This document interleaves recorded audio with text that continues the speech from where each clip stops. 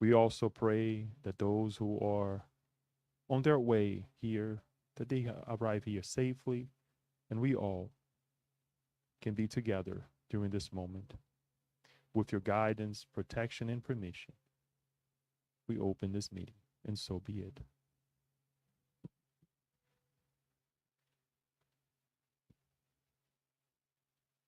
Just a quick note about our dear friend Julio, as we like to go through the true announcement, true way to bring him before you.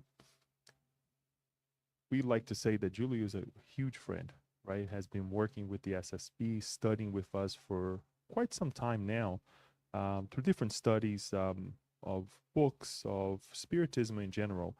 And it's always a pleasure to have him here with us and share a moment like this with him.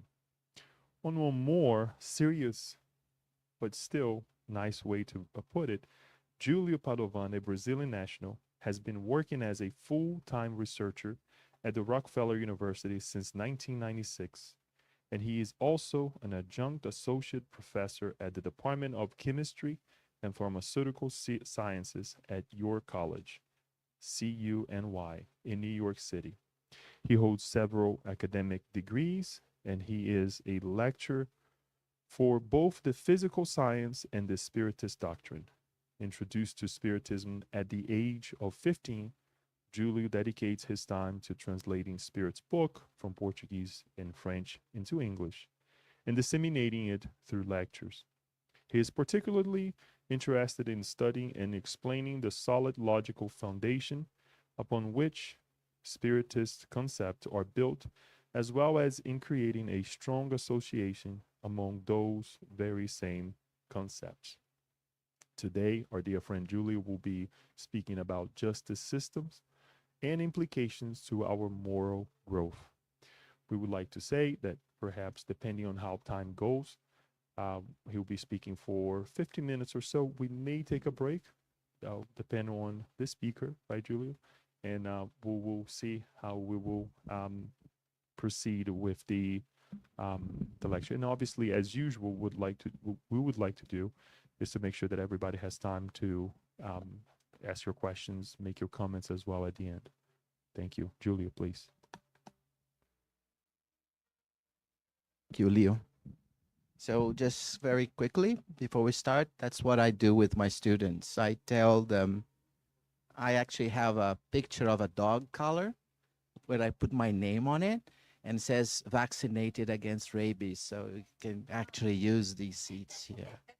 Even if I bite, which I will bite, as I tell my students, they will not contract anything.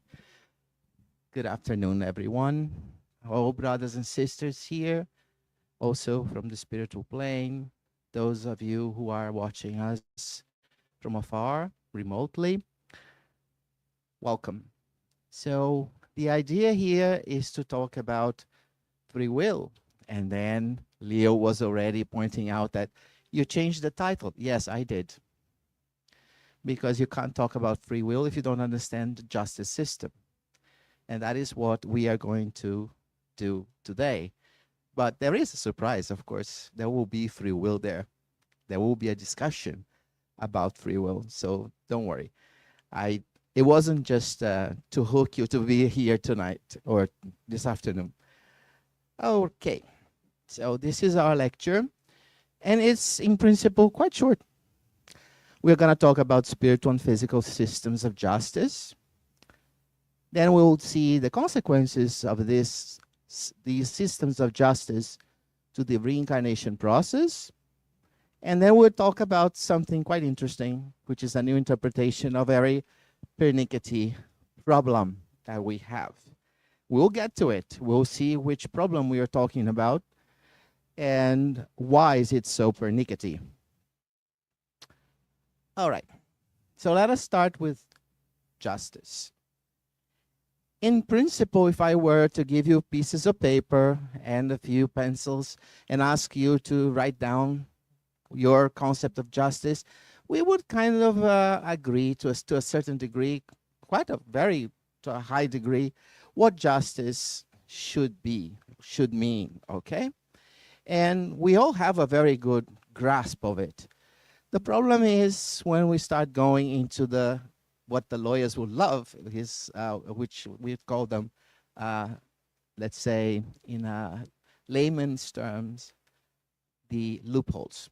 So we have to find a definition for justice that is as broad as possible and that leaves very few loopholes out there. Okay?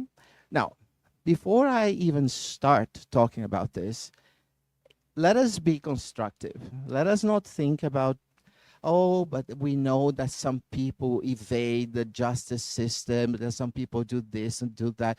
We are not going to look at the exceptions. We are not going to look at behaviors that are, let's say, unethical.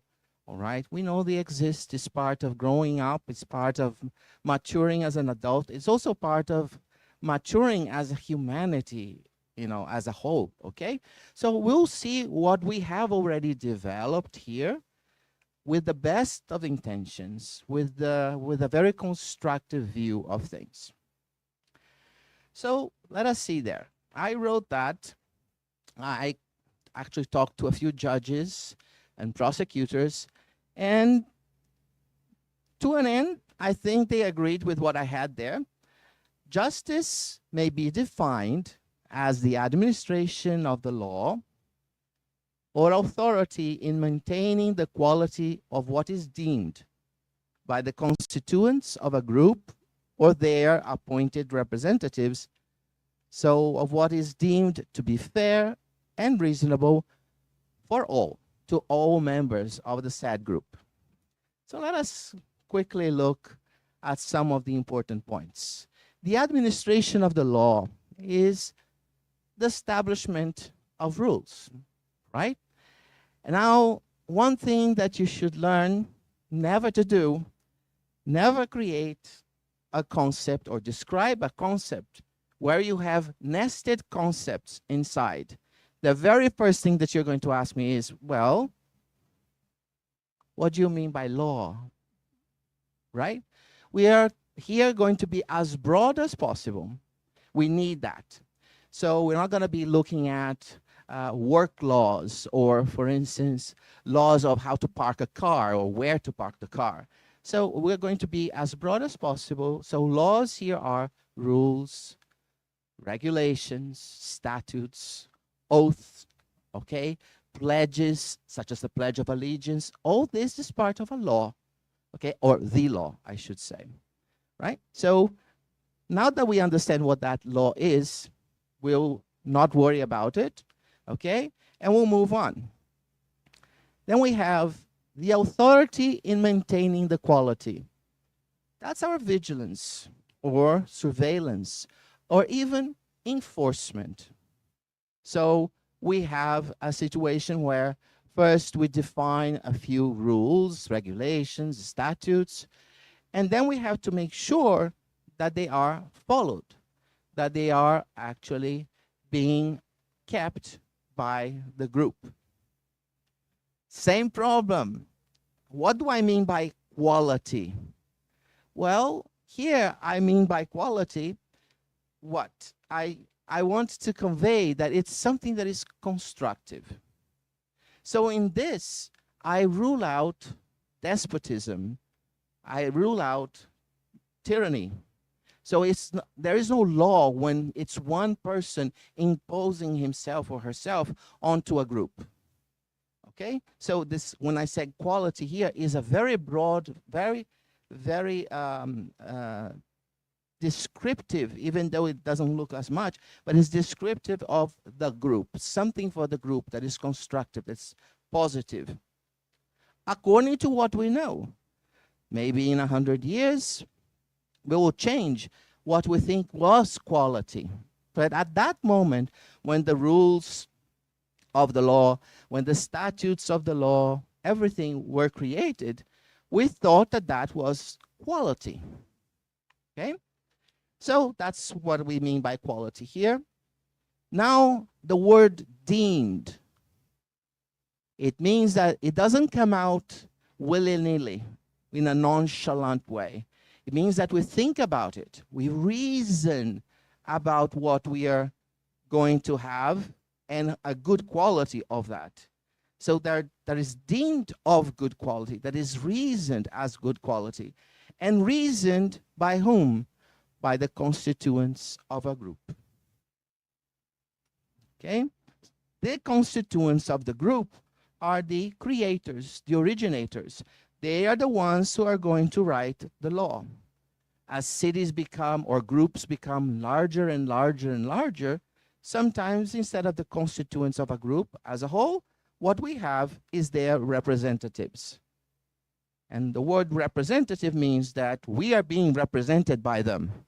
Okay? So it is as if we were there. So there's nothing wrong if we now, instead of being there ourselves to create the laws, to enforce the laws, to create surveillance of the laws, if we are not there ourselves, but we have our representatives. And this is one of the points where I want to convey to you this constructive approach to all of this. We cannot say, oh, but the representatives are corrupt, the representatives have done this or have not done this when they're supposed to. So let us think of this way. We have a system that we created. Let us assume, just for now, so we can understand that it works well. Okay? This is important, because if we start looking at things in a very cynical way or in a very disappointing or depressive way, then it's very hard for us to get anywhere. Okay? So whether it's the constituents directly, all of them, or the appointed representatives, the fact is that they reason about what is a quality of whatever it is that they are analyzing. But here's the important thing. All of this has to be fair and reasonable. And not only that, it has to be fair and reasonable to all the members of the said group. You can't have a law that only actually going to benefit or give advantages to one side of the group. There will always be someone who will not be grateful. There is always going to be someone who's not going to accept this or that. But overall, it is a law that is fair and reasonable to the majority, to the vast majority of that group. So this gives us a democratic version of the law. Any justice system, in order to be just, has to reach out to the largest number of individuals. When you start picking things up, picking individuals up or groups, subgroups, it's no longer justice. You can call anything, but it's not justice, right? Very well. This sounds very lawyery. We can also have a different way of writing it. So we have there administration of the law. It's establishment. We create it, all right? We are the ones creating it. If you think of the history of humankind, the laws, the statutes, the regulations, you name it, everything came from ourselves, from us, okay? We were the ones that put them together. When we think about authority in maintaining, is our vigilance, our law enforcement, all right? Deemed. So we have the quality of what is reasoned, as I said before, by the constituents of a group or their representatives, by the members of the group or its representatives. Fair and reasonable, to be acceptable, to be equitable. Again, if it's not equitable, if it's not dispersed, if it's not valid for everybody, we are giving advantage to one group versus another. It doesn't matter what the sizes of the groups are. The sizes do not matter. The point is, the moment that you start dividing, you no longer have an equitable distribution of those laws. And it's not going to be acceptable. And it has to be acceptable and equitable, to all the members of the group. It cannot just be, like I said, to a subgroup, whatever the group is. So this is more of this is pretty much saying the same thing as up there, but it's more of our vocabulary, our daily English, our daily vocabulary. So we're going to stay with that for 1 second here. And I want to show you something else. So now that we have this, members of a group of representatives, if we think of ourselves, humans, correct? And then we have members of the said group. So it has to be acceptable and equitable to the members of the said group. Also, human beings. I don't like to repeat myself, so I wrote humanity. Same thing, right? We were not going to split hairs over, oh, this is one thing, that's another. It's the same thing. From human beings to human beings. And this we see here. By human beings to human beings. We create things for ourselves. We cannot have this here and then something else here, or switch in some form or another. There is always going to be something here that is going to be created for the members of the same group. Even when we have a representative, it is a representative chosen, voted by the members of the group. So indirectly, it's as if the group, all the members of the group were there. When we see it this way, so now we see it's by us to us, or from us to us, okay? We see that we fulfill the concept of justice that we decided. And we could call this human justice. It's our laws, our regulations, our statutes, okay, our oaths, pledges, you name it, but it's from humans to humans. Now, if I take this concept of justice, just for now, I will see that this and this, they match one another, right? I have human beings in the by someone, so the someone is represented by human beings. And I have members of the said group, also human beings or humanity as a whole, okay? So we have a tick mark here, tick mark there, and this fulfills the concept of justice because we are talking about human beings, human justice. Now let us think a little further away. Let us make this a little more encompassing, not just human beings. So I'm going to clean that up. I will stay with the members of a group, members of the said group, and I'm going to now vary with the members of the group. So imagine that now I have the creator, God, okay? Oh, I'm sorry. I have the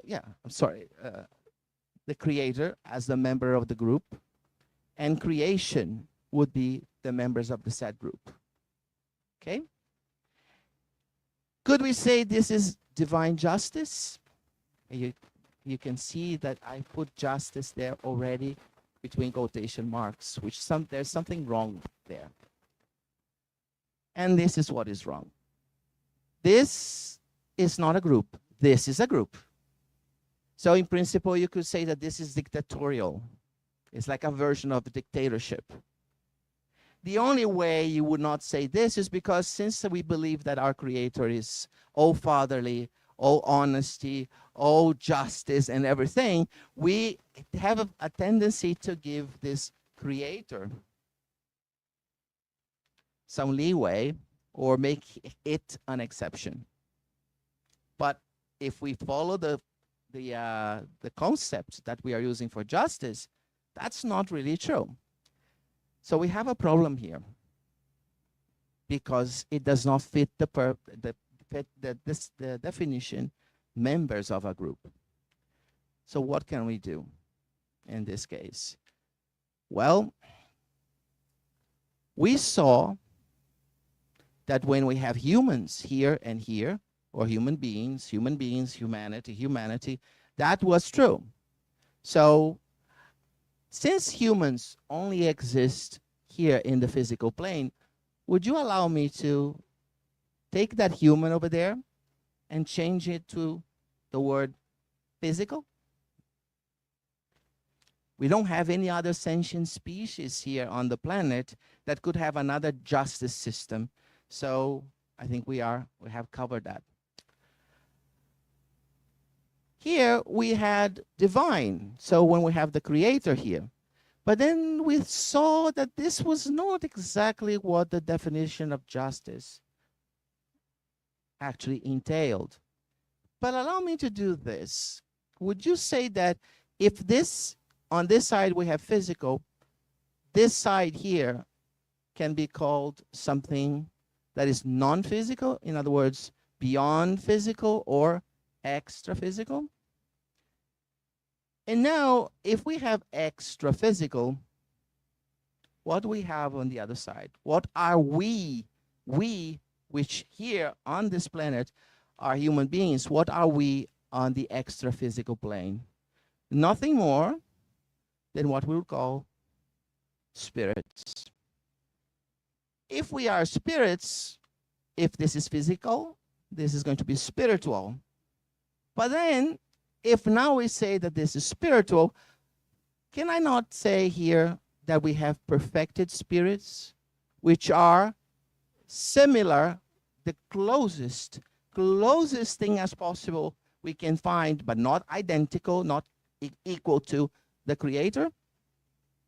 So now, these two fulfill the rules, because you have from perfected spirits to spirits in general. But we have spirits and spirits. We have the same class of beings, whatever they are. In this case, extra physical. And then even this particular type of definition for justice now is fulfilled by this condition.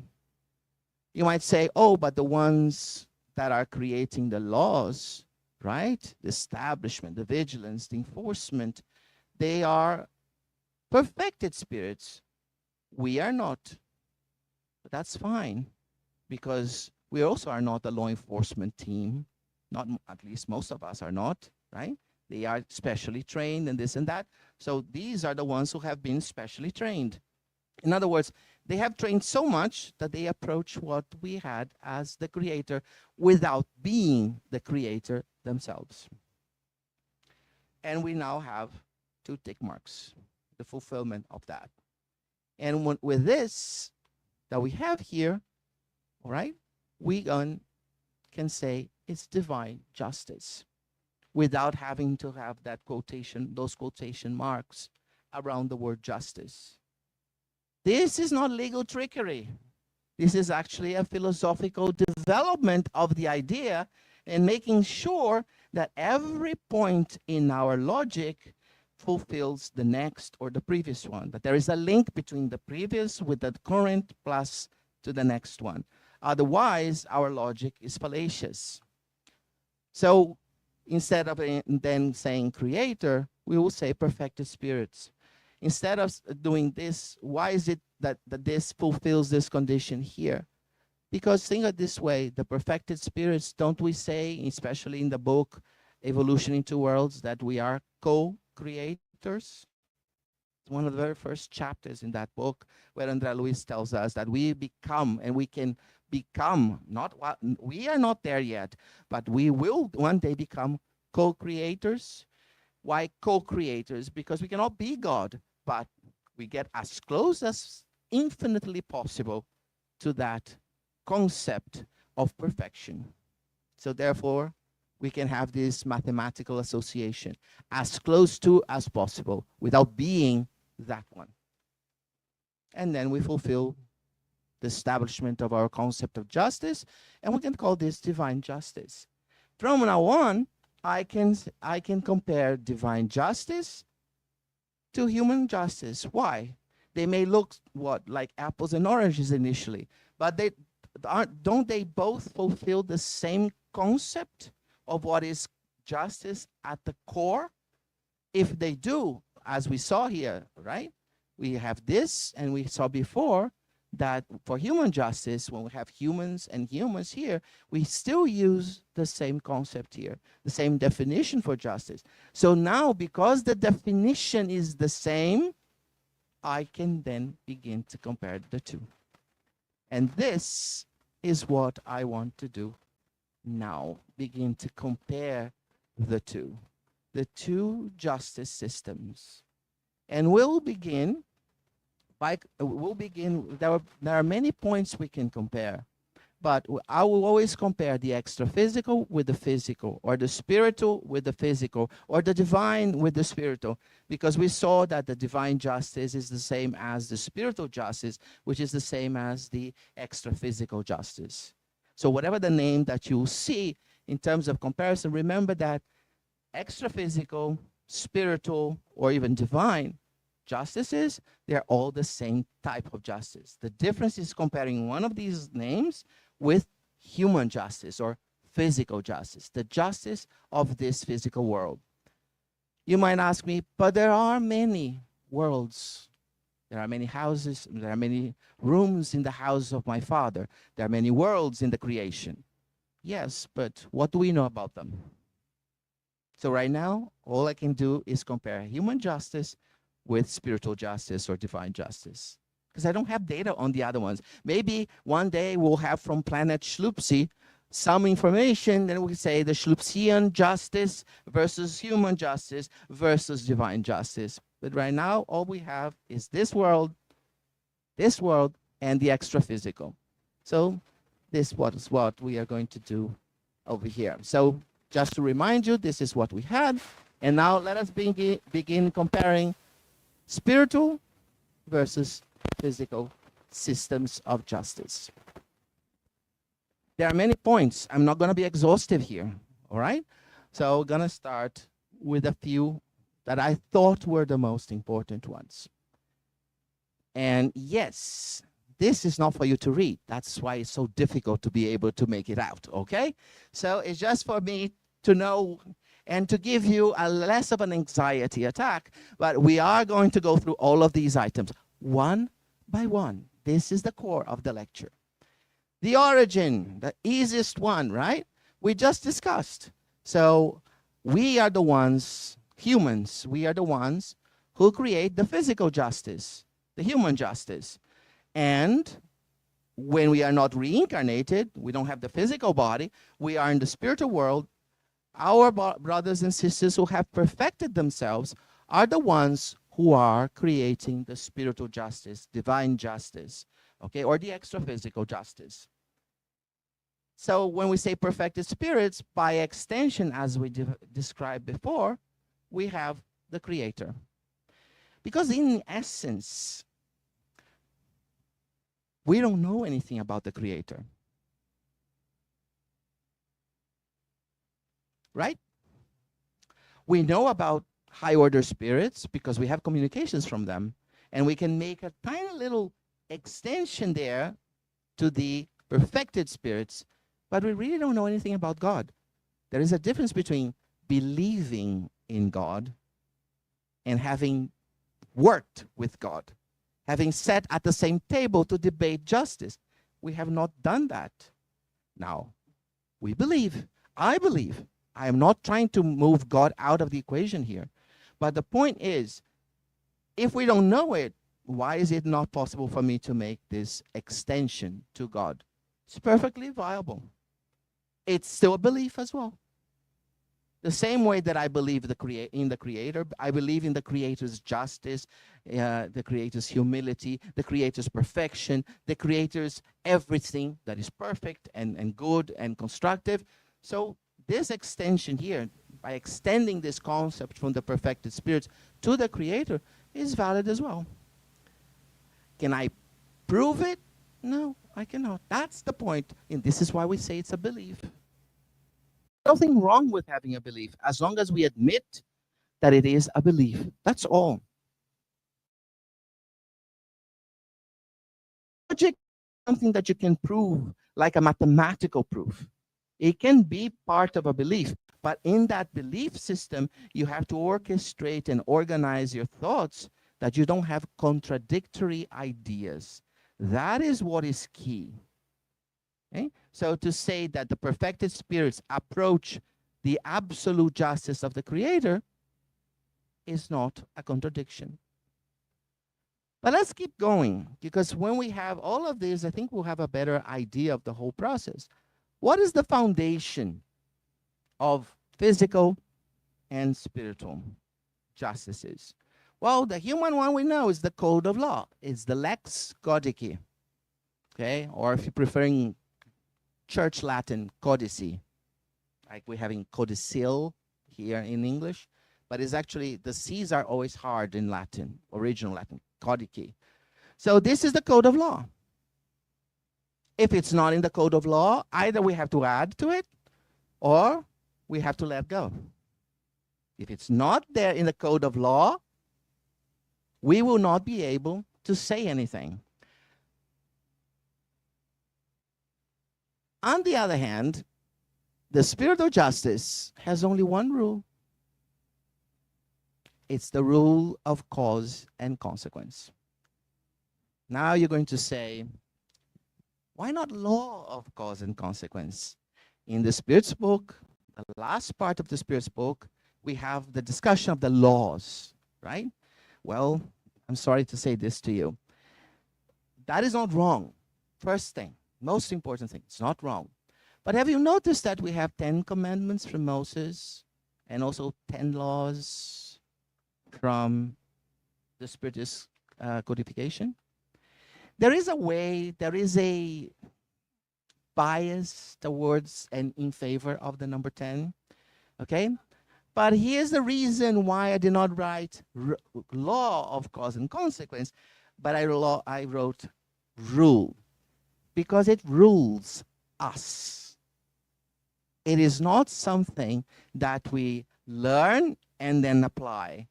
Whether I know of it or not, it still rules me. In the same way that the code of law rules us. The laws are the ones, or the little items inside there, the paragraphs, the subparagraphs, the corollaries. That is what those were the things we call the law. But the code of law rules over us here on the physical plane, and on the extra physical or spiritual plane, we are ruled by the cause and consequence. We cannot evade the rule of cause and consequence in the same way that we cannot evade the rules dictated by the code of law. It is the rules that come in our direction, not the code of law. No one throws the code, the book in our heads, okay? We actually, usually we inflict any damage to one rule or another, and that's when we get caught, whether here or here. Here, there's only one, but here, well, we'll see. What is a latitude? The extension, the breadth, the width of it.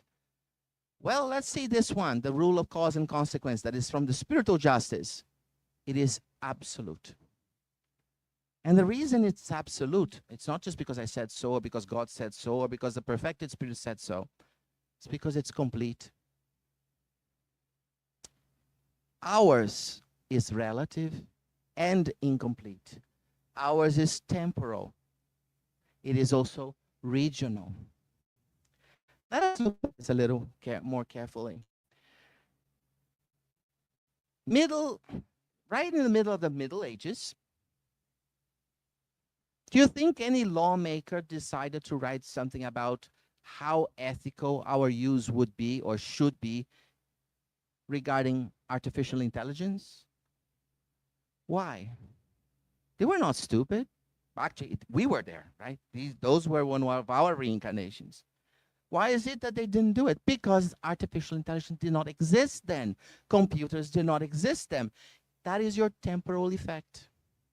Now we have computers, and we are beginning to have to write rules or codes, adding to the code of law about the ethical use of artificial intelligence, because now we have it. We have artificial intelligence. In the same way that just 40, 50 years ago, computers were so scarce that we didn't have laws protecting us. And like I said, we are looking at it in the sense of having a law or not in terms of fulfilling it or following it or having it enforced, okay? So don't worry about, oh, but we still have problems with cybercrime. Yes, we do. But we are now beginning to write very specific and tight laws against these things, against these infringements.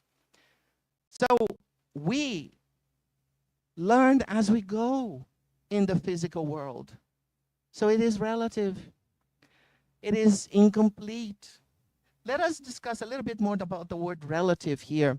Why did I say relative?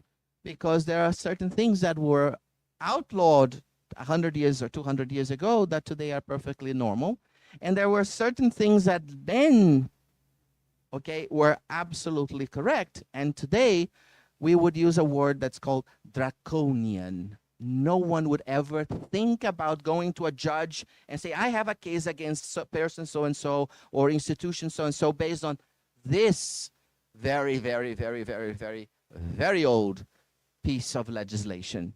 So it is relative. As we progress, certain laws that we used to have no longer make any reason. I'll give you one example, a little bit of a harsh one, but it's true. If you wanted to dismiss your servant, actually it would be a slave, during Roman times, you were required by Roman law to beat the servant, before you dismiss him or her. You had to beat. Beating was exactly your, let's say, your pink slip. You're fired. So you had to beat the person. If you did not, that individual could actually go against you legally. Would he or she do it? No, of course not. It was already a person that was a slave, did not have any property, any money, nothing. And there was no, let's say, public defender in those days, all right?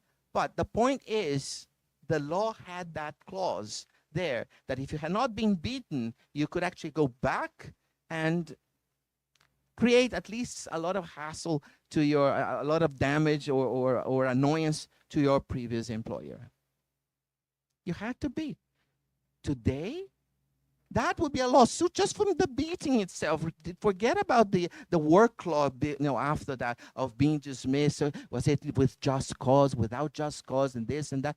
No, the beating itself would be a tremendous problem, right? So we no longer use that. So we have abandoned relative to Roman times, or relative to those days in our in humanity's history. So this is what I mean. So the latitude here for human law depends on the time, depends on the space where we are. Some laws, for instance, in certain countries, give rights or give possibilities of acceptance to some, but not others. And in other countries, that would be seen as illegal, even immoral or amoral. All right? So this is where we go into the relativeness or the incompleteness of the human law, but not here. It is complete. Before we had AI, before we developed artificial intelligence, before we developed computers, before we developed cars, rule of cause and consequence already existed. And it was in full swing, in full action.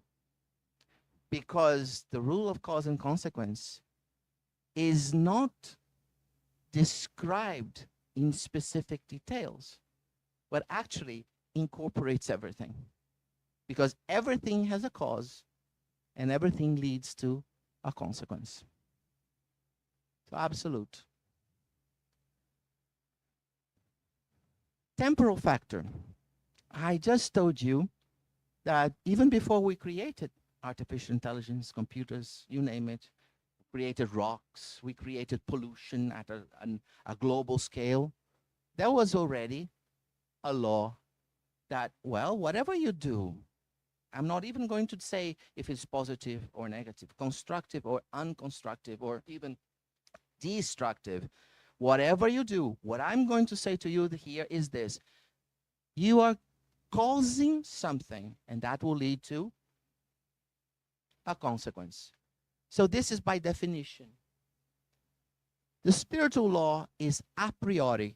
Even before you create an infringement, it's already there. It's not there to get you. It's not the thing of, oh, just caught you with the hand in the cookie jar. No, red-handed with the, no, it's not that. It's just saying you set something in motion Why are you now saying, oh, but I have these consequences? Why don't you like the consequences? Since you were the cause of them, nobody else. So it's a priori, it's always there. It precedes the possibility of the infringement, pre-existence. But the physical is always, the justice in the physical system is always a consequence. Someone kills another by, I don't know, smashing the person on the head with a computer. Then we are going to write a law, you are not supposed to smash a computer again, on someone's head. Or you're not supposed to do this silly thing outside when there are other people that want to use the same park or the same knoll or this or that. But it's always after something, there has to be precedence. That's what judges love. Judges, one of the most difficult things judges have to go through is establishing or not or denying precedence, because the moment one single case goes in and through the system, that is precedence, and any other lawyer in the future can cite that and have their way, like wedge themselves into it. So here is always at the end, is a posteriori, after the fact. So it follows. There is infringement, and then we have the justice system. There is infringement, and then we create a rule or a regulation or a statute. But nobody thinks, nobody sits down. I mean, or maybe we have some sociopath, but as a rule, most individuals will not sit down in the evening and say, I'm going to make new rules that nobody knows about, how just to make their lives more miserable. No, we don't do that. As a rule, we don't do that. That is not a constructive thing. Okay? Now, when I say these things, I'm not putting our justice down. It's not about that. I'm saying that at our level, this is how we operate. We cannot operate at this level, because here we have the perfected spirits to assist us at this level, but not here. We want our system to mimic this one's as close as possible. But right now, it's not. So we deal with what we have. We deal with the cards, okay, that we have received. We work with the cards we have received. Surveillance. Conscience. And this one, a lot of paper. Now, if it's not a lot of paper, a lot of bytes and bits these days. But a lot of paper, in the old set, the paper is usually easier for us to picture, right? Because you can actually put a stack of papers and you can see how heavy it gets and how annoying to move that every time you have to clean something. So this one here doesn't take bytes, bits, or anything, because the essence, what we are, the essence is non-material. It's non-physical. So this conscience doesn't weigh anything, doesn't have bytes or bits, and it's always there. And most importantly, I came here to Maryland. I brought my conscience, I hope, with me. I, Julio Essence, brought my conscience with me. If I am at the beach, if I am in the mountains, if I am dressed this way or that way, my conscience is always the same thing, always with me. You will never see a lawyer dragging a little cart behind him or her, with stacks and stacks of paper to the beach or to whatever they are in their vacation time. So this gets resided in some place, gets located somewhere, but is never going to be, with the person the whole time. So the surveillance here can actually falter, I should say, falter at times. Knowledge. So let us look here first. Now let me change sides. Start with the physical. Here it's social, communitarian. When we decide to create laws, when we decide to discuss it, it's always a social, a communitarian event. Okay? And it's always from outside in. It's extrinsic to ourselves.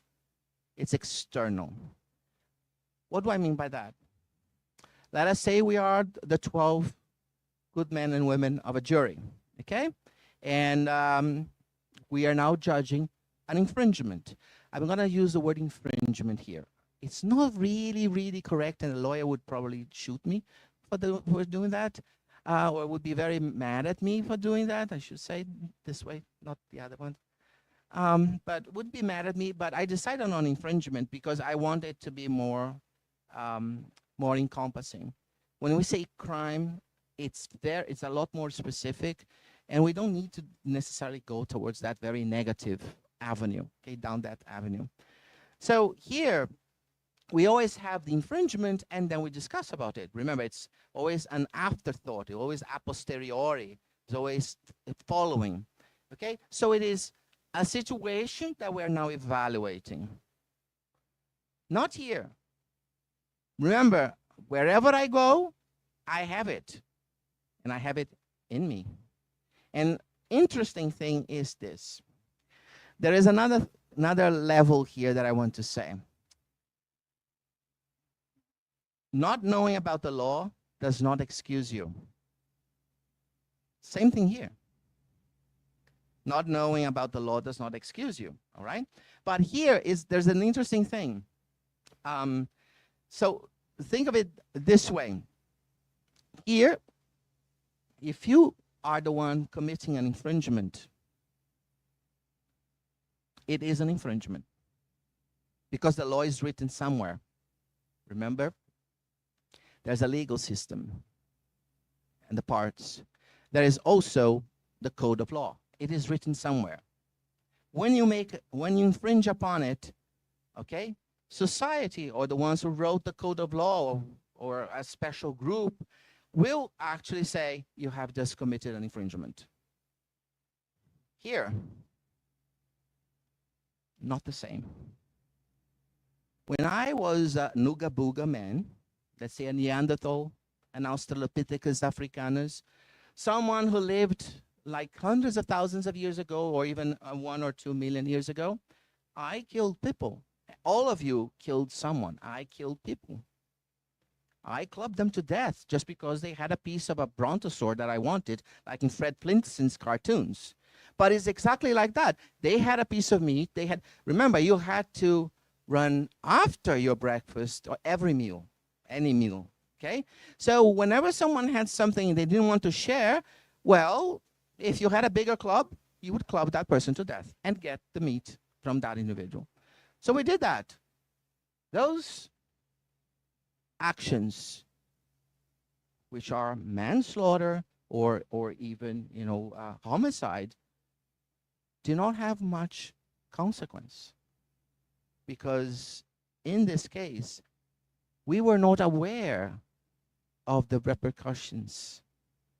So it is my personal clock, or it's my essence, my intrinsic part, if I may say that loosely, or something internal to me that actually begins to create a code of ethics.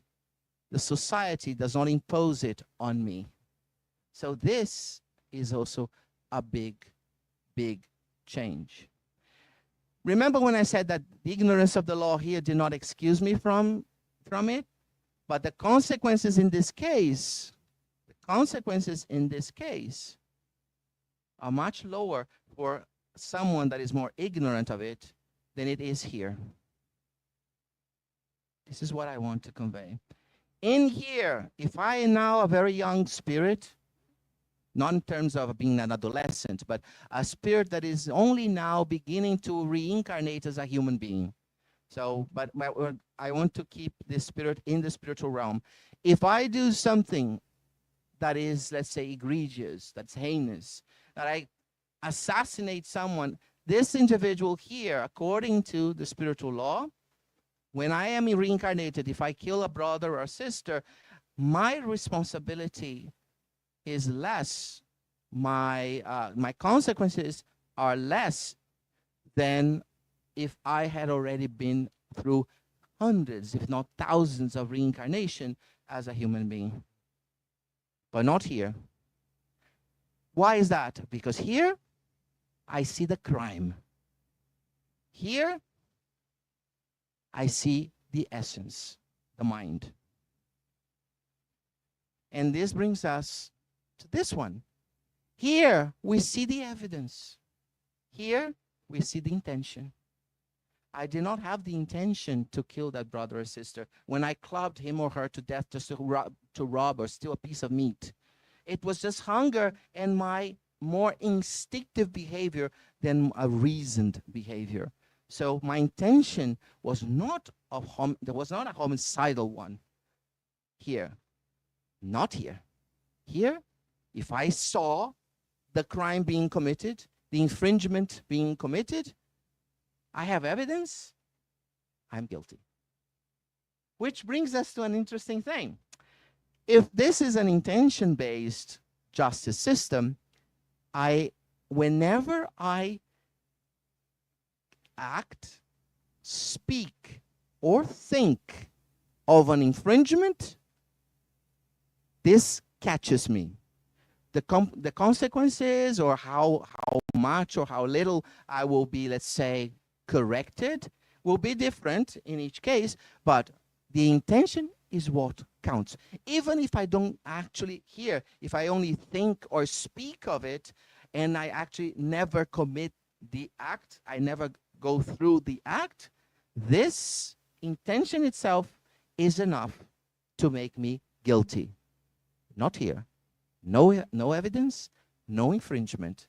No evidence, no crime. This is how we judge. This is a huge difference. So when we think certain things, we think bad things about someone or towards someone, we are actually going to be, let's say, allow me in this case, punished by that.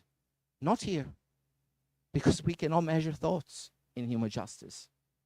Maybe, who knows, one day we'll have some sort of a helmet we'll put in someone's head and be able to ask a question to the helmet that will actually do a surveillance of all the thoughts that we had in our physical mind and say, oh yeah, you see over there, right there, you thought something bad about that person, you desired something bad to happen. Nothing happened, but you desired. Yeah, guilty. But right now, no evidence, no infringement, or in the worst cases, no crime. How do we implement spiritual justice? Whether we are spirits or we are incarnated, if we follow spiritual justice, because we here, all of us, we can follow spiritual justice if we want to. Society does not, but we, especially we spiritists, we can. Well, through our own actions, words, ta-da, the magic word. But here, in the physical one, actions, words, but look, there's another thing, that thoughts are not there, correct? That's the first thing we see, because we cannot measure thoughts here in the physical world. But look, there's another thing. In the social group, we have to be caught red-handed. If I do not follow justice, human justice, when I am alone, in other words, in the cover of darkness, no evidence, I'm not guilty. I cannot be judged even. It's not even a question of saying guilty, not guilty. I am not even judged. If there is no evidence, you cannot even prove. So here is a little different. Not only because it's only when we are acting or speaking in a group, right? But also we don't cover thoughts. Not here. Even in the silence of my own mind, I can actually go through an infringement. One that is so important these days in particular, entitlements. Since this is through consequence, cause and consequence, there are no entitlements here. We don't get anything for free. Not here. In human justice, we have rights and entitlements. Let me give you an example. If you are born in this country, you are an American, naturally. If you immigrate to US and eventually go through the visa process and then you get your naturalization process, you're not an American. You're not a citizen. You are a naturalized citizen. But on a regular basis, we just say naturalized.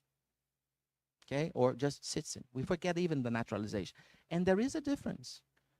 I am a naturalized American. I cannot actually candidate myself to become a future president of the United States because I was never born here. So rights, entitlements are accorded by law, are given, provided by law. And they're nothing more than I like to say, an accident, okay, an accident, not accident, incident at birth. If you're born in the US, you can become one day if you want, or at least candidate, not even becoming. You can candidate yourself for presidency. If you're never born, like Arnold Schwarzenegger, that went all the way to governor of the state of California. He's Austrian, yep, no, that he has kids here, the kids are American, his wife is American, but he cannot be, he cannot even candidate himself to presidency because there is a code of law that says that. Do you agree with it? Do you not agree with it? That's not the point. The point is that it's written there. And once it's written there, the first thing you have to do is change it before you can start complaining. Until you do so, complaining is immaterial, is illogical, and it's just a waste of time. So it's rights and entitlements are incidents at birth. So let me give you an example. Another one that I love to present in these cases. Your wife is pregnant, or you are pregnant if you're a woman, okay? And you're traveling, and you are over international waters, and you have a baby. These days it's a lot harder, okay? Because the airlines usually they cannot say no, but they will ask many times over, are you sure you want to take this trip? But anyway, this is a situation that I'm presenting to you. This is what is happening. You got a kid right there over international waters. What is the nationality of that kid? Depending on the country you started from, it also depends on the country you're going to. It also depends on the airline. You can actually claim American nationality, not naturalization, nationality, if the carrier is American. So if the kid is born on a Delta, American Airlines, I don't know, United, just by using an American airliner carrier, the kid can have American citizenship. Some countries will accept dual citizenship right away. So if the mother and the father, let's say, are American, and the carrier is non-American, let's say it's German, and now you're going from the US to France, okay? Then in that case, the kid can be French and American, just by this incident at birth. It's a geographical incident, but that is still an entitlement. And what is the difference between a right and an entitlement? The entitlement is given to you by an extension of a right. You have a right to be an American when you're born here. But in that case, you were born over international waters. You extend that right, so then it becomes an entitlement. That kid has an entitled naturalization process. That's automatic. There is no fight over it. Okay, it's automatic. You have it without having any effort. You don't do anything. You don't have any merit in receiving it. Whatever it is that, not just in this particular naturalization or citizenship, I should say, citizenship situation, but anything. For instance, there are places in this world where you have, as a woman, no rights to, for instance, show your face. You have to have it covered, or you have to be accompanied by a man. So you do not have that right, and yet in most other countries in the world you don't have that. So those women in other countries they do have those rights of being a human being without depending on another person. Okay, because they were born in those or now they live in those.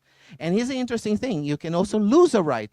If you are born in a country, for instance, where you don't have to cover yourself, and now you move to a country where you would have to follow that rule, or otherwise there is infringement. Oh, but I wasn't born here. I don't care. The one that is doing the surveillance, the one that's doing the law enforcement, will say, there is a paragraph here that says this, and that, and you're following it. We have another similar thing right here in the US. Traffic laws. Certain places you can make certain conversions without having to respect the light. You know, the light is there just if you want to cross, you know, the other street, but not to make a conversion, or not to make a right or a left. But not every state has the exact same rule. So even in the US, the right to make that conversion to the left or to the right depends on the state. Same thing. So it is an incident of geography, or at birth. In this case that I just mentioned, that last example is of geography. Even within the same country that speaks the same language, that has roughly the same culture, you see differences that depend on states, geography. Not here, no entitlements, no rights. It's for everyone, all the time. Purpose. Here is to instruct us, to make us comply, and also for governance. We have rules, regulations, statutes for governance in particular. Honestly, when we write a piece of law, a rule, regulation, you name it, we are not worried about whether you're going to follow it or not. And this is why we have a fee schedule, a fee table, a punishment table, okay? This is why we train our judges to know what extent, to what extent they can actually infringe a punishment back, or a fee or a fine, whatever the situation is. So here is for governance in particular, not here. This is maturity, personal growth. When we make a mistake here, when we infringe upon cause and consequence, we have the consequence part of cause and consequence to make us, let's say, pay for it. God doesn't have to do anything. God doesn't move a finger. Even the perfected spirits, they don't move a finger. The cause and consequence takes care of it because it's internal, intrinsic. And as I said, in terms of enforcement, we do it ourselves, or we endure it ourselves, because it's cause and consequence. My cause will not reach one of you as consequence. My consequences will only reach back to me and go at me, actually. Okay? Not here. Now here, because it's external, there's a form of punishment. It can be a fee, a fine, okay? It can be imprisonment, a penalty, but it's external. Someone else decides, or something else decides what I have to do to correct for any infringement. Not here. I can spend tens of reincarnation processes without caring that I killed someone at one point or another, until it dawns on me that that is not, it's against the rules of the perfected spirits, the rules of the Creator. Until I decide that that was, let's say, non-constructive, even destructive, I am at peace with it. And nothing else can force me. Not even an obsession. The person that I killed, that spirit now tries to obsess me. I will suffer. I'm not saying I will not suffer, but that spirit will not make me change my mind if I decided that whatever I did was fine. Because I have not matured. I have not grown up. Which is what is actually probably the saddest thing in our world today. That is something we cannot avoid. Getting old. We all get old. But very few of us, we grow old, but very few of us grow up. Some of us die with the maturity or the lack of maturity of an individual from the adolescent years, for instance. I don't want to say of an adolescent, but of the adolescent years, of adolescence. which is fine during the adolescence, because that is the time when you are going to start striving, okay, struggling and then striving to improve yourself. But not when we are 50s, 60s, 70s, 80s. No, that is no longer cute anymore. Okay, to put mildly. So we grow old, but we never grow up. Self-correction. If we do not decide that what we did was an infringement, nobody can do. High order spirits, the spirits, the guardian spirits, the protecting spirits, they can assist us to get out of this, this valley of shadows, but they will never be able to grow up for us. You can never grow up, and we cannot grow up for anyone, not even here in the physical plane. Directionality. Since everything is in me here, it is always from me to the surroundings, inside out. Here, always outside in. There is a panel.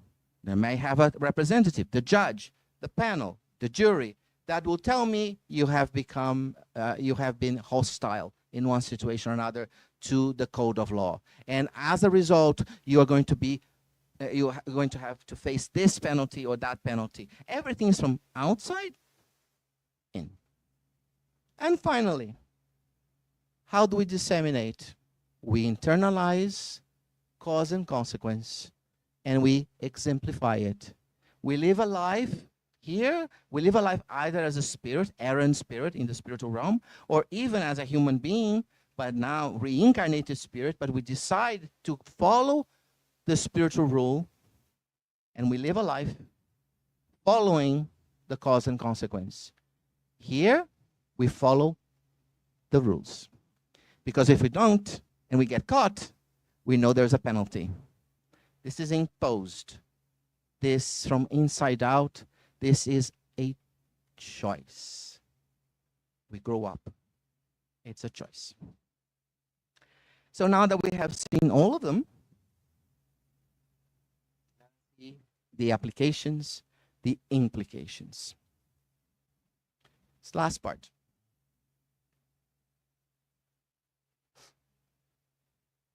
When we apply these concepts we just discussed to free will, ta-da, the surprise. And now Leo is happy because free will shows up again, even though it's not in the official title. Okay, free will is not a right. It's not an entitlement, an extension of a right.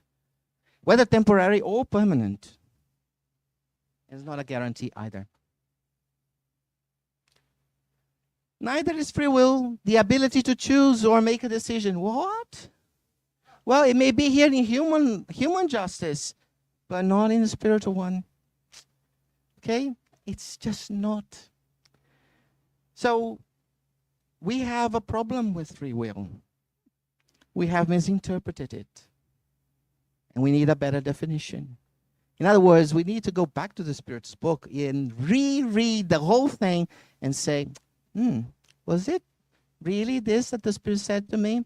That I had a right to do this and that? Or that I had a right to decide if I was going to kill someone or not kill someone? Nope.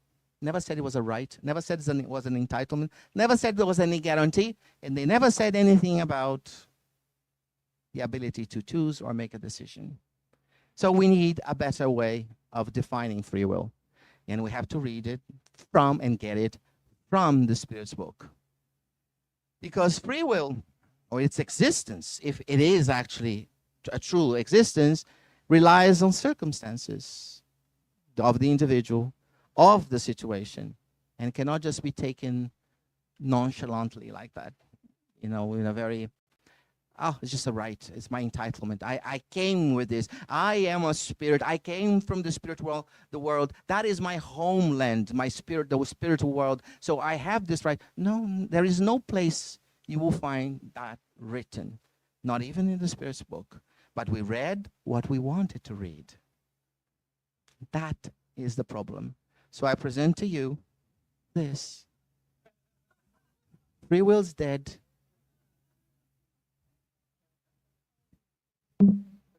Free will is dead.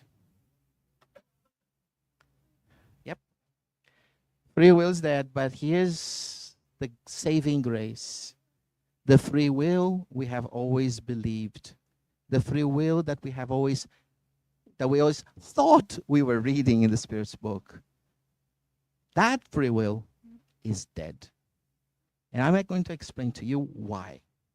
Because it's very easy to come and always complain about something or just dismiss something like that, for instance, especially for free will, that is so central to our beliefs. It's like the part of our core beliefs, right? So I cannot just say something like that. Let me explain to you this.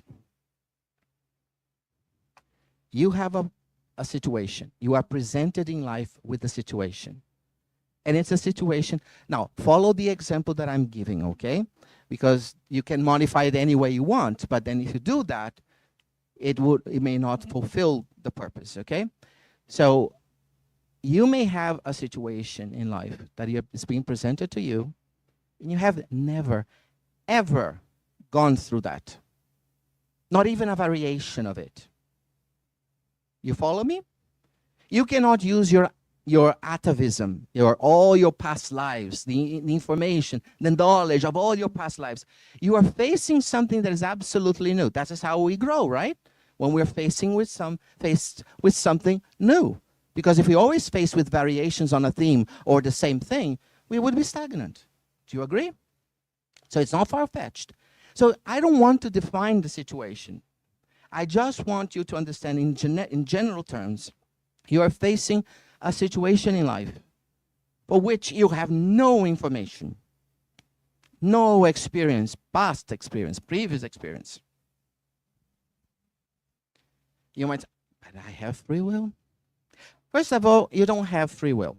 You have developed a certain level of free will. Nobody has free will because there's no supermarket in heaven where you can go find on a shelf free wills on sale and then say, grab this one, grab that one. No.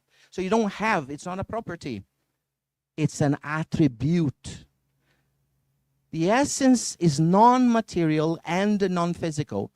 Free will, if it does exist, cannot be a property because a property is something. This laser pointer is mine. I'm going to take this back with me because it's mine.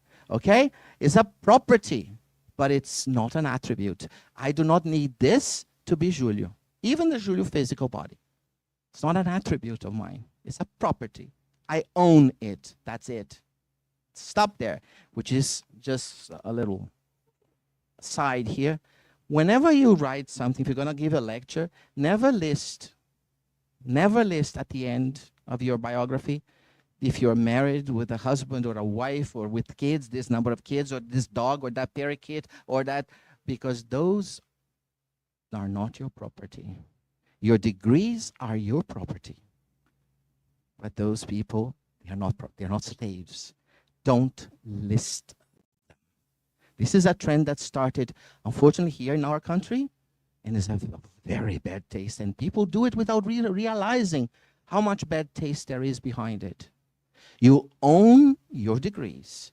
Do you know why you own them? Because when you die, you're going to take what you learned from those degrees with you back to the spiritual realm. But you're not going to take husbands, wives, children, dogs, parakeets, cats, you name it, goldfish. Anyway, back here. So you're facing that situation, a new situation. You think, oh, I have free will. I just said, no, you have developed a certain level of free will. Right now, allow me to say that there is some free will there. And you have developed some, okay? So let me ask you this. What do you think you're going to do? You can take Avenue A to solve this new situation, or Avenue to confront, not necessarily to solve, okay, but to try to tackle, not even confront. Confront is a strong word. Tackle this new situation. You can tackle this new situation using Avenue A or Avenue B. 50-50, right? 1-to-1 chance. Which one are you going to take? Let us say, I'm going to give you a hint. Avenue is the right one. Avenue B is not. And by right, I want to say the constructive way. Avenue B is the non-constructive way. Just like that. If it's 50-50, and there are, let's say, 5-4, 22 people here. Okay. I'm counting, so I'm like when you're playing, what is that?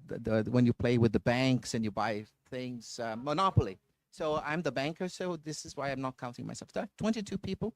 11 of you, roughly, will take Avenue A, and 11 of you will take Avenue B. Okay? All right. Who learned something? So 11 of you took Avenue A, which was the constructive way. So did you learn something? And the ones that took actually Avenue B, okay, the other 11 they got something that was non-constructive.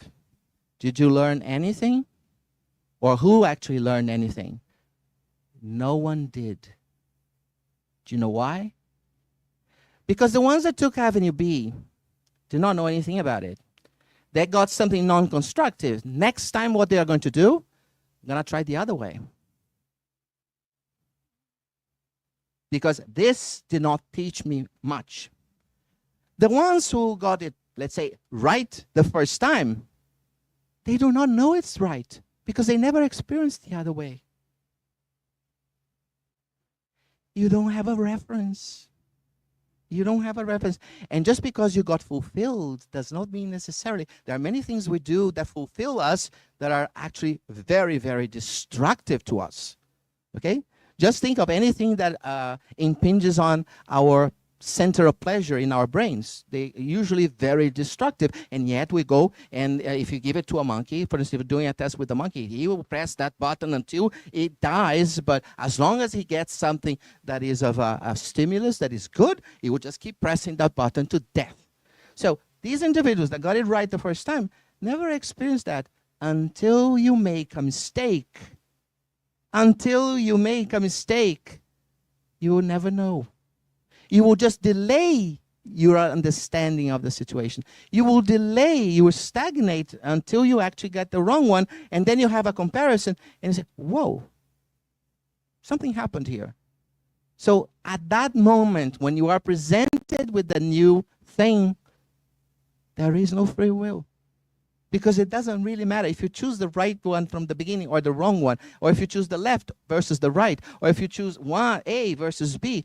The point is, until you experience an error, or until you experience something that is contrary to your expectations, but dramatically contrary, you do not learn. We learn by contrasting experiences.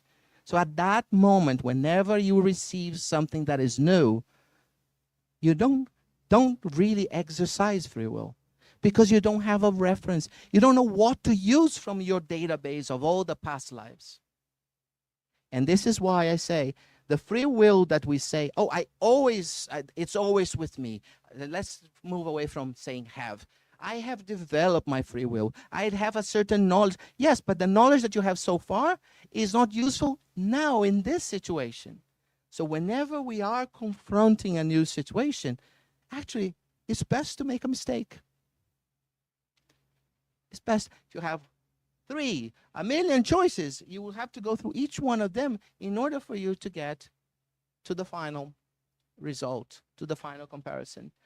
And just so that we don't end on a sour note here, or bitter note if you prefer, this is the new version of free will. I will say that we have developed free will, okay, for the things we have tested to death multiple times.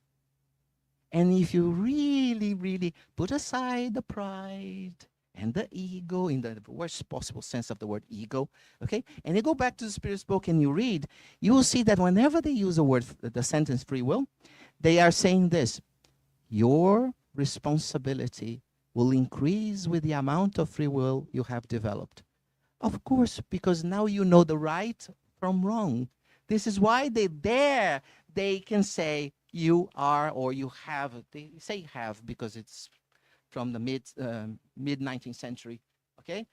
So it's not an error in translation. It's exactly what is in the original. You have, but we say today, we understand it's a development. You have developed a certain amount of free will that would allow you to make the correct, the distinction and make the correct choice. If I have already killed, if I have already gone through the bad thing, I know, or I have been killed.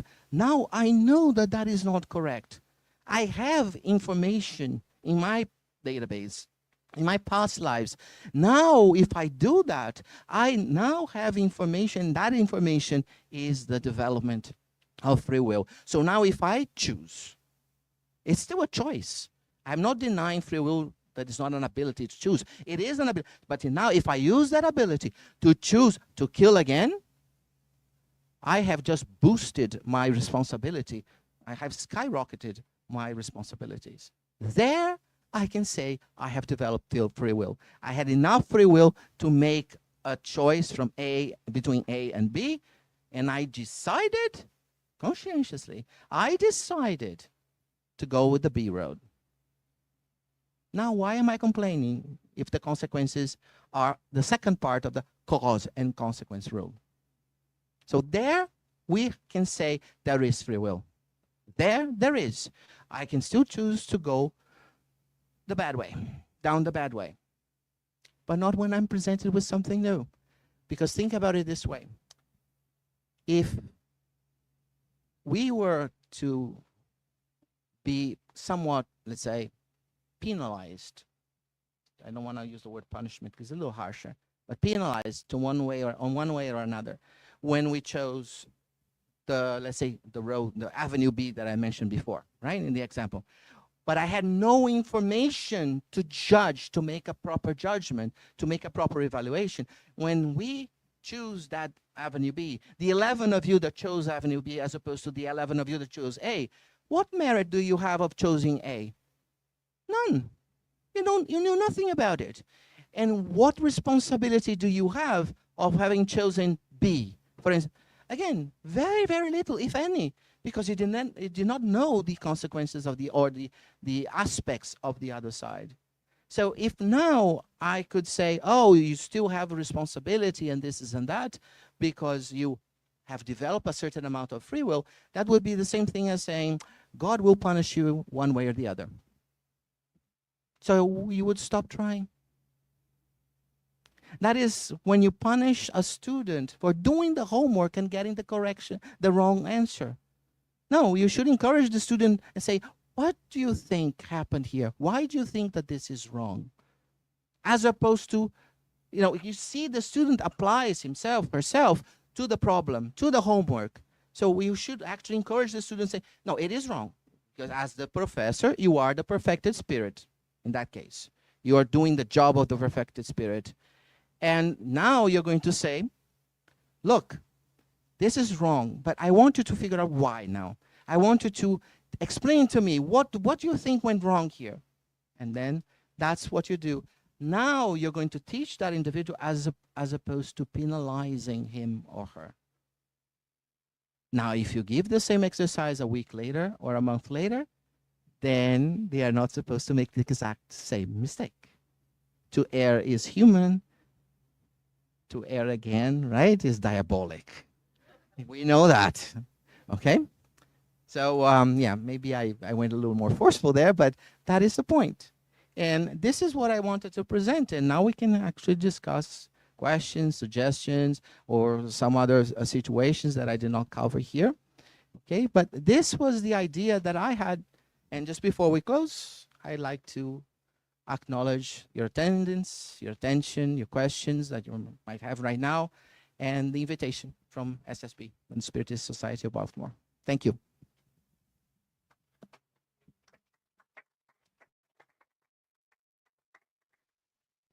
Now that we know that free will is dead. You said it. You said it was gone.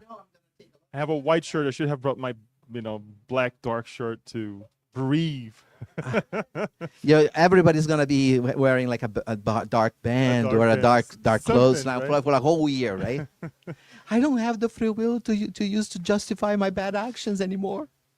As we give Julio our deepest thank you for this moment, thank you for this explanation, Julio. I would like to invite everyone, if you would like to stand up, just to move a little bit around. That's okay. That's perfectly fine. And we do. If you need to use the restroom as well, that's okay. And we would like just to take a quick pause so that we can go for questions and comments a little bit. I know it's been an hour and a half that we have been sitting, so it's okay. So please think, Daniel, do we have anything online that we can? Okay. You see what you're waking back there, Julio? All right. So As long as you don't start distributing the rotten eggs and tomatoes, that, or people no, start that taking their shoes off, I'm fine. this is a safe place. Because So I don't like this particular layout here, because you see my route of egress is over there. you have to go through some rows before you Yeah, get I to the have door. this is like a polished corridor, right? Right. All right, folks. I would like to invite everyone. If you have your questions, your comment, Daniel would like to start. Oh boy. Thank you, Julio. A lot of food for thoughts on your presentation. So at the end of your presentation, when you said about when you kill free will, right? I was thinking about modern definition, how we use free will. If we remove the free, so we still have the will. So the problem is how we define the will by adding free before. You see, even the expression free will is wrong, because it comes at the cost of many, many, many reincarnations. It comes at the cost of a lot of work that we have to put in to create that will, to develop that will. So it's not even free will. But this is a problem we have. I mean, in physics, for instance, there is something called free energy. And there's a lot of people that are trying to say, instead of saying free energy, let's call it Gibbs energy. Because it's not really free. It comes from somewhere. All right? It's just that when it was defined, it was an energy that people thought could be used for work, which is true. It continues to be true.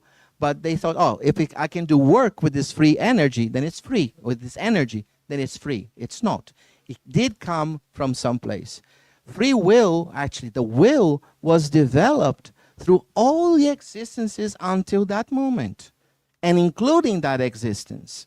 Whenever you're facing something, and new or otherwise, new or an old nemesis of yours, you still have, okay, a will being developed there. So it's not really free.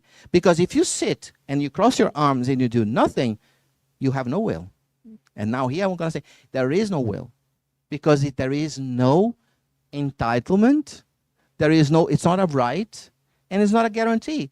Unless you put work into it, you don't develop it. That's all. So really, even the word free, it's not really a good thing.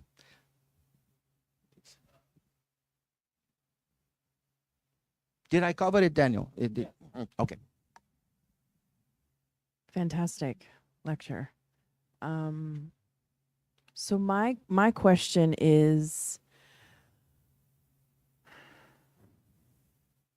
you had mentioned that if two roads were diverging and you didn't know which way to go, choose the wrong road. Well, not choose the wrong word. Choose. Because you don't really know which one is the wrong or the good one, or whatever your adjective you want to use, constructive, non-constructive, good, bad, or good and evil. Okay. You don't know. But what it says is, if you only do it once, you won't know. And if you always do it the same, you do it and you always get the same results, you also won't know. Which is why we say hell is repetition. Because even if you're taking the road that is constructive, I think too, you don't have a reference. Even if you take the same way, if you take, you have it. It's a little annoying to think that left, because it's almost saying you have to make mistakes, you have to err, and this is why we come to this place so many times over. And what about prayer? And sorry, making a praying before making decisions. The prayer, the evocations, prayers, requests, petitions for assistance, they're all useful. They don't lose any of their usefulness. All right? But basically, what you're praying is not to make the supposed constructive thought or choice, sorry, constructive thought. What you're praying, and that's what we should say, is let me be at my best when evaluating the results of my actions or thoughts or speech. That would be the best way. Usually we go more directly. Can I have this? Can I get that? Right? But the point is, whenever we are going to go through something that is new to us, that we are completely, well, we're scared or we are completely flabbergasted about the whole process, we just ask then for the ability to evaluate, because there will be results one way or the other. So to evaluate the results in a constructive way for ourselves and then make a decision for the next time around. Thank you, Julio. Anyone else? Got a couple back here. Go with Miss Paula first.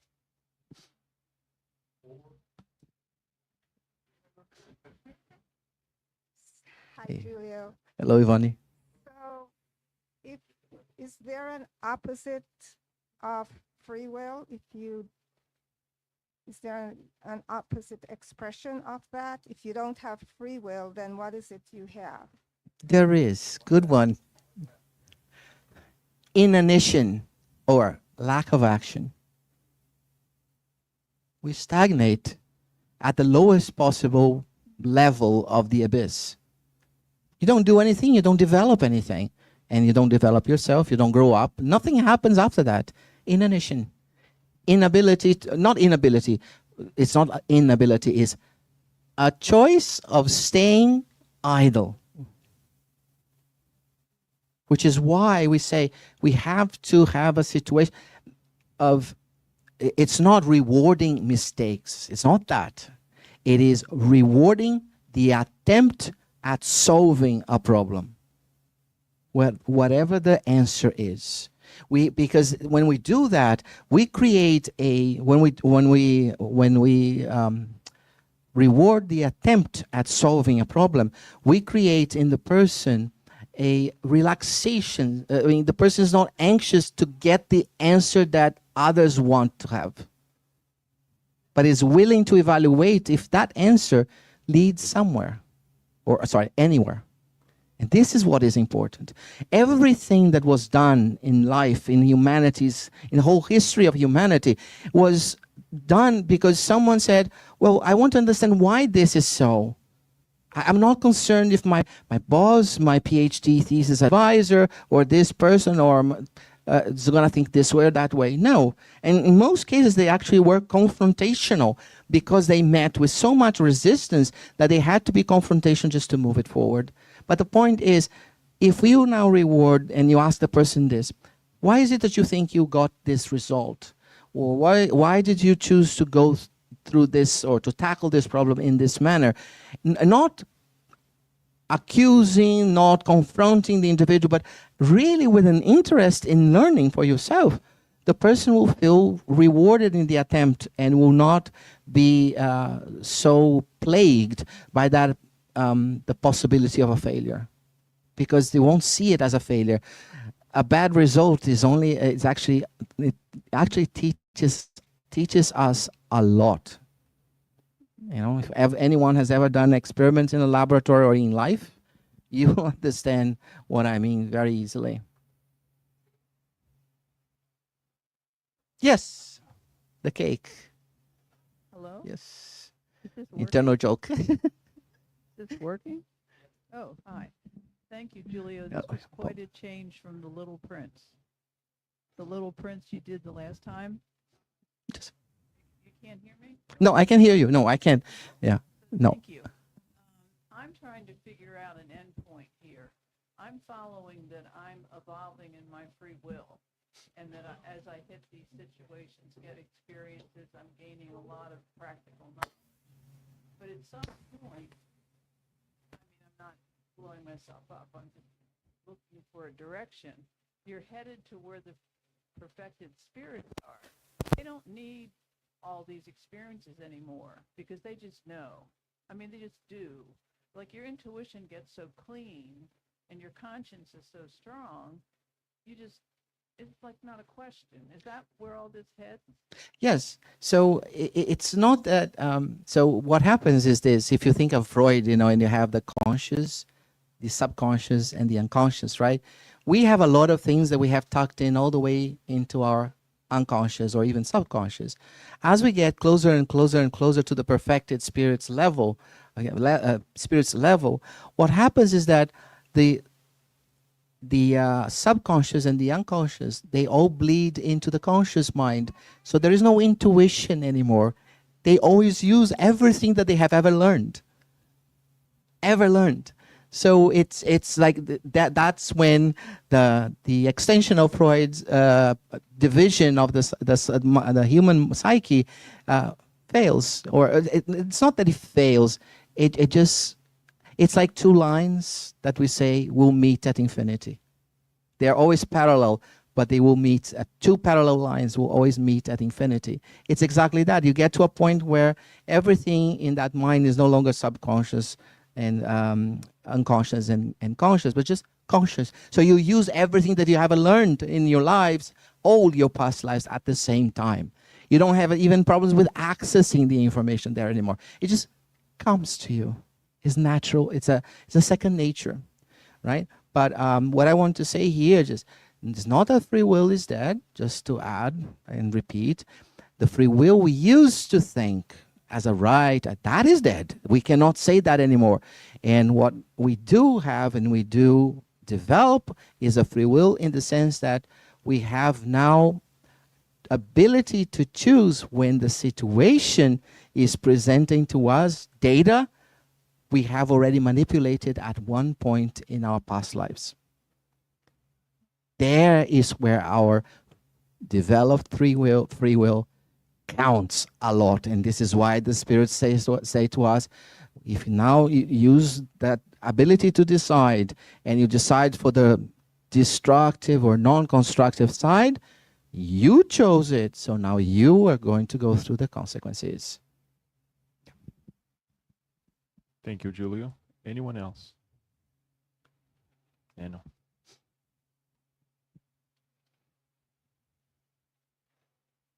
Hi, Julio. It's great. Now, you're telling me that Spiritist world is a perfect world, yeah? Comparing to where we are now. Okay, so the spiritual world is not perfect. Okay. The spiritual world has spirits in it. This is why it's called spiritual world. Yes. And there is also one thing I want to say. You notice that I say spiritual, but most people say spirit world, spirit, they end there, and I say spiritual. Okay. The reason is simple, because when you say spirit world, you're only talking about the spirits. When you say spiritual world, you mean everything, including the spirits, but also including whatever. If they have constructions, including the constructions. If they have anything else, they have trees, that includes it as well. And this is important. It's not like splitting hairs here about vocabulary. It's because the worlds in the spirituality that are closer and closer to planets like ours, which are not evolved enough, okay, we are not a world of regeneration yet. So these worlds, these areas in the spiritual realm will mimic life here on Earth. So it's not perfect. It is only perfect around those perfected spirits. Okay, thanks. Thank you. Anyone else? Again, why we have to say spiritual as opposed to spirit? Because when you read, especially André Luis's books, you see that he describes a lot of physicality, not physical, a lot of objects, a lot of sceneries that are not made of spirits and made of trees and grass or just mud, things like that. So this is actually not just spirit world, but the spirit world plus something else. So we have to say spiritual. Anyone else? Daniel, do we have anyone online? Ms. Paula would like to.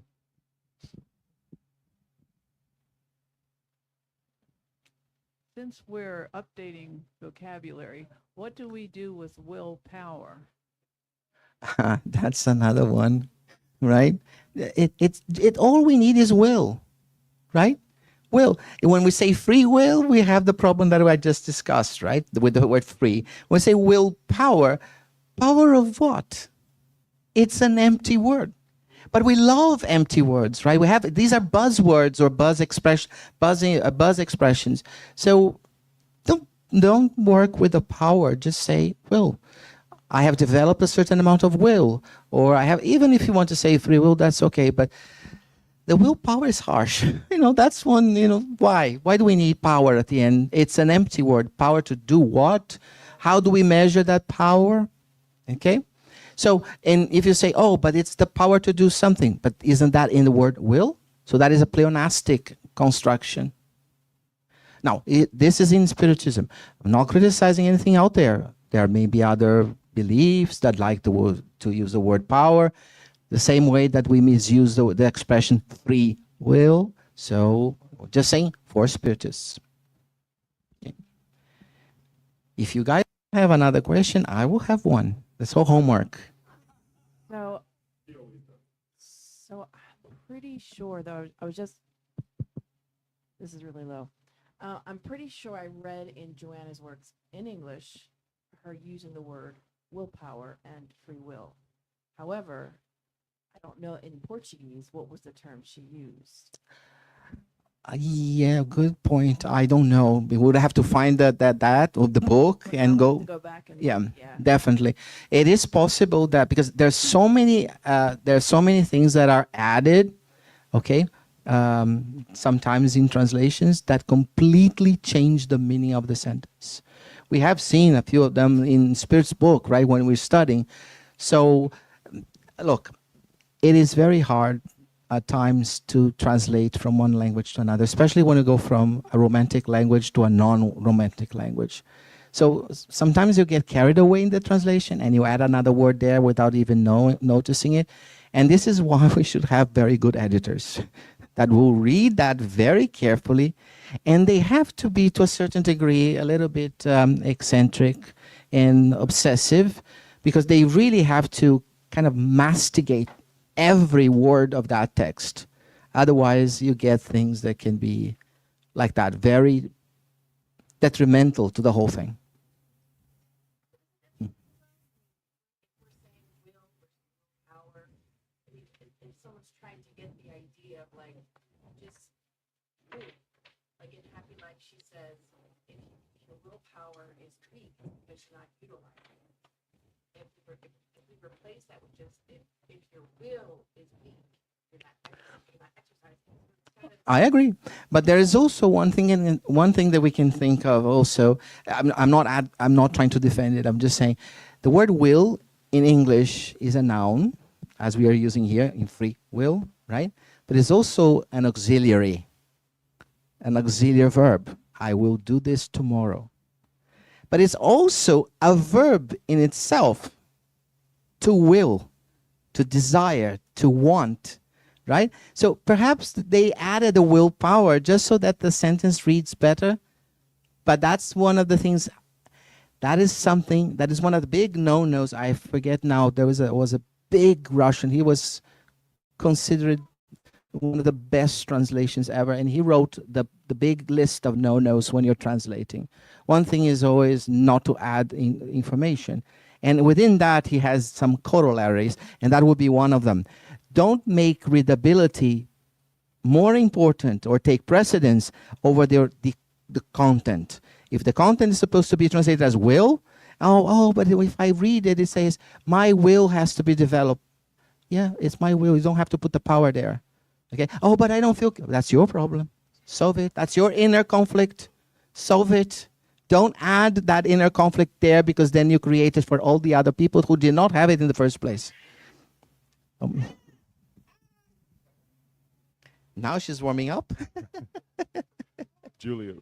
Please say your question. Give us the homework. No, we can go a little bit more.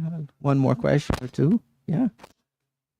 I think we're pretty good. Yeah. Go ahead. You good? All right. So ask yourselves this. You have your situations, your circumstances, your set of conditions in everything you do in your lives, all right? And I gave an example, one situation where everything that is presented to you is new. You have never had any piece of data to help you with that. Sir, okay? As now you have the ones that you have experienced before. Good? Correct. So how do you know when you're facing one or the other? Because in one, you are going to use your developed free will, the ones that you have already gone through. And in other the new experiences, you will not be using your free will according to what we discussed today. How do you know when you are tackling a situation, a set of circumstances, that you're doing a new one or an old one? That you have already gone through one or the other? There is an answer, by the way. Dare I take a stab at this? There's sort of certainty and inner knowing, at least for me. I don't know if you want to call it intuition or just like a gut feeling or just something you feel like you maybe it's a deja vu or something, but you just know you know that this is the right road. You just know it. But then that also could apply to those who say, well, choosing the other road, and they may be also. So in all, I don't know.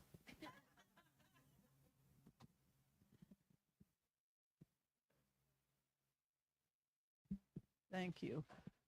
I know when I'm in a new situation where I am just dumbfounded. I have nothing to fall back on. I compare it to when I started to do a lot of travel in my 20s and I was in the middle of the marketplace in Marrakesh. I mean, my mind was blown. Being in all these foreign countries, I didn't have a precedent and I just had to like wing it. That's what I call a new situation, and other people might say I'm overwhelmed. So. Anybody else wants to say something?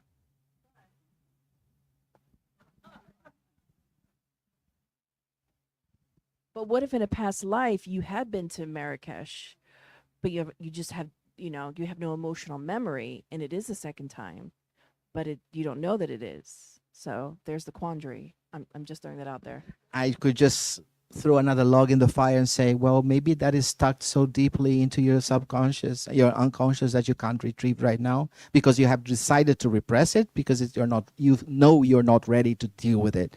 So what is the answer? Actually, Paulo gave us the answer indirectly.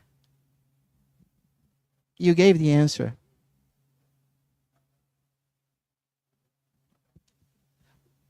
It was you winged it. Do it.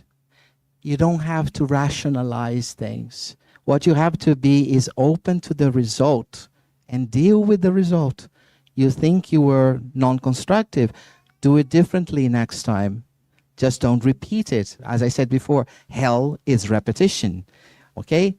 So, and doing the same thing over and over and over and expecting always to have a different result is actually, well, it can be, the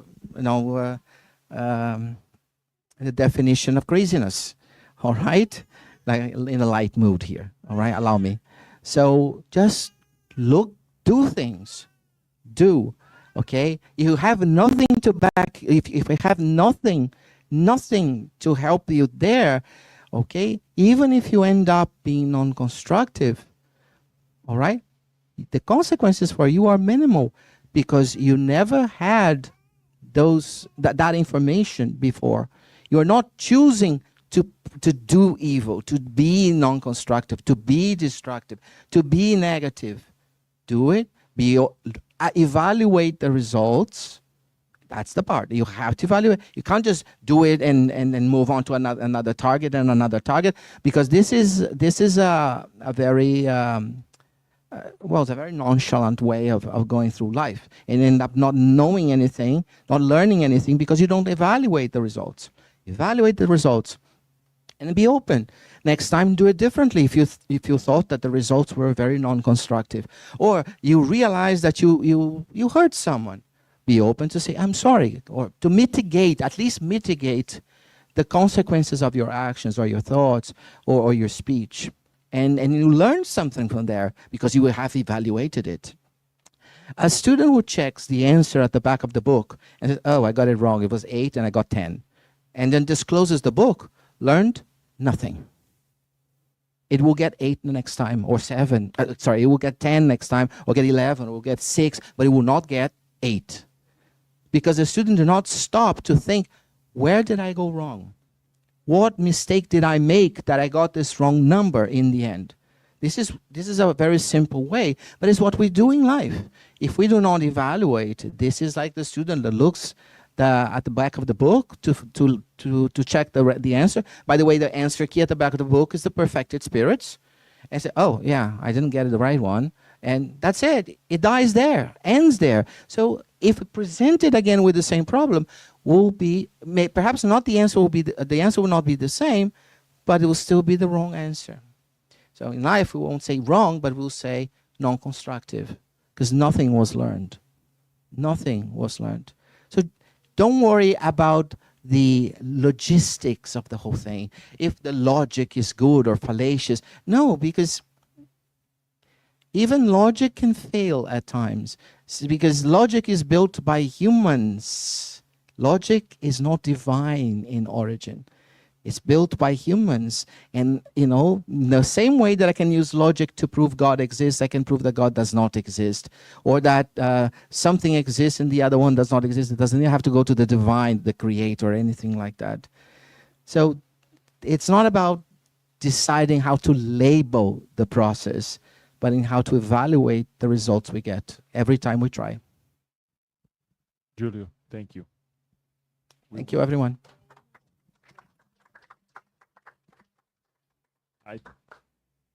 In the name of the SSB, I want to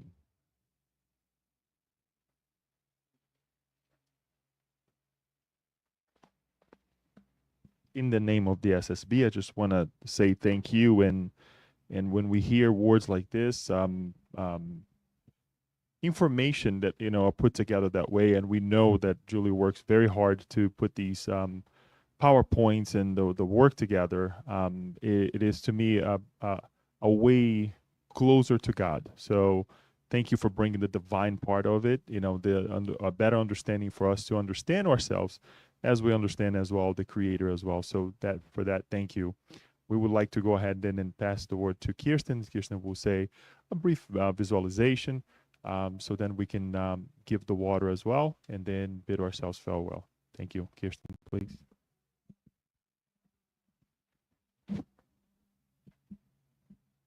All right. Let's take this moment to close our eyes, get into a comfortable position as we listen to the music play.